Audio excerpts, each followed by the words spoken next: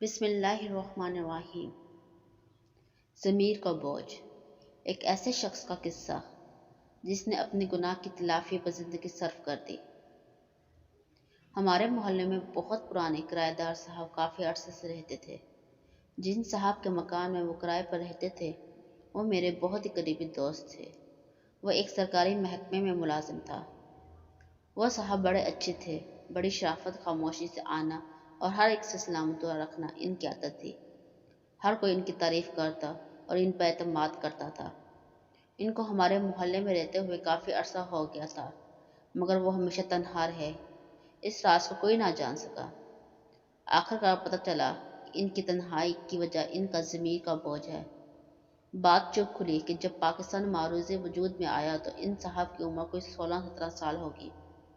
Rail گاڑی میں پاکستان آ رہے تھے کہ جس ڈبے میں سوار تھے اس میں ایک ایسی عورت بھی سفر کر رہی تھی جو اپنے پیاروں کو کھو کر وطن کی محبت میں اپنی معصوم بچی کے ساتھ پاکستان کے لیے سفر کر رہی تھی۔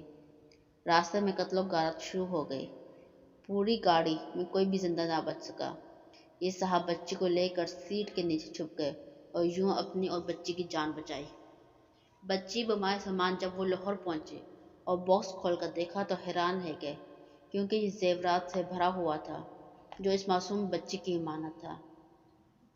ان صاحب کا دل بے ایمان ہو گیا اور انہوں نے بچی کو لاوارث چھوڑ کر زیورات سے بھرا ہوا باکس لیا اور رفو چکر ہو گئے۔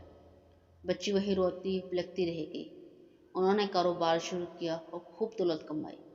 پھر کسی دوست کے کہنے پر فلم بنانے کا پروگرام بنایا۔ اس کے لیے اسے کسی نئے اداکارہ کی ضرورت تھی جس کی تلاش میں وہ بازار حسن جا پہنچے۔ بڑی کوشش کے بعد انہیں ایک لڑکی ملی۔ وہ لڑکی کو دیکھ کر پتھرا گئے، کیونکہ لڑکی بالکل اس عورت کی ہم شکل تھی جو پاکستان آتے ہوئے راستے میں شہید ہو گئی تھی۔ بات چیت کے دوران لڑکی نے انہیں بتایا کہ وہ مجبوری کی ماری یہاں بیٹھی ہے، کیونکہ ہجرت کے دوران اس کی والدہ شہید ہو گئی اور کوئی ظالم اسے ریلوے اسٹیشن میں چھوڑ گیا۔ اسے ایک عورت نے اپنی بیٹی بنا کر لے گئی اور اسے بالا کھانے کی زینت بنا دیا۔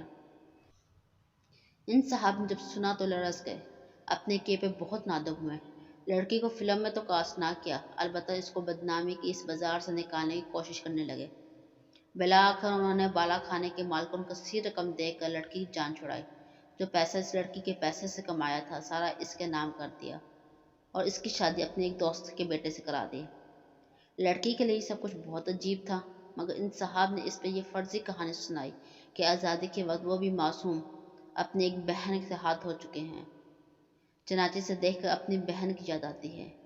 انہوں نے اسے بہن بنا کر اسے گھر آباد کیا اور پھر شہر چھوڑ کر ایک دور دراز شہر کا رخ کر لیا اور ہمارے ہمسائے بن گئے۔ اب وہ ہر وقت خدا سے معافی مانگتے ہیں کہ کوشش کرتے ہیں کہ ان سے جو گناہ سرزد ہوا خدا اس کو معاف فرما دے۔